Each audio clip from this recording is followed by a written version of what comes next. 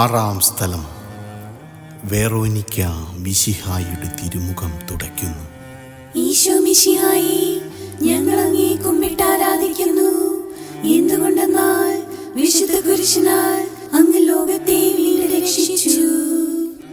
ഭക്തയായ Veronica മിശിഹായെ കാണുന്നു.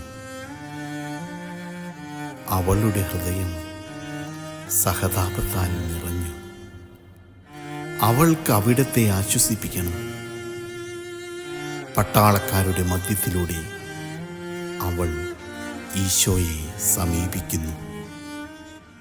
ആരെങ്കിലും എന്തെങ്കിലും പറഞ്ഞുകൊള്ളട്ടെ, സ്നേഹം പ്രതിബന്ധം അറിയുന്നില്ല.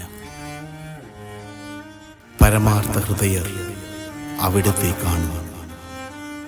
അങ്ങിൽ ശരണപ്പെടുന്നവരാരും നിരാശരാവുകയില്ല. അവൾ ഭക്തിപൂർവം തൻ്റെ തൂവാലയെടുത്തു. രക്തം പുരണ്ട ആ മുഖം വിനയപൂർവം തുടച്ചു. എന്നോട് സഹതപിക്കുന്നവരുണ്ടോ എന്ന് ഞാൻ അന്വേഷിച്ചു നോക്കി. ആരെയും ഞാൻ കണ്ടില്ല. എന്നെ ആശ്വസിപ്പിക്കാൻ ആരുമില്ല. പ്രവാചകൻ വഴി അങ്ങ് അരുളി ചെയ്ത ഈ വാക്കുകൾ എൻ്റെ ചെവികളിൽ മുഴങ്ങിക്കൊണ്ടിരുന്നു. സ്നേഹം നിറഞ്ഞ കർത്താവേ, വെറോനിക്കായെ പോലെ അങ്ങയോട് സഹതപിക്കുവാനും അങ്ങയെ ആശ്വസിപ്പിക്കാനും ഞാൻ ആഗ്രഹിക്കുന്നു.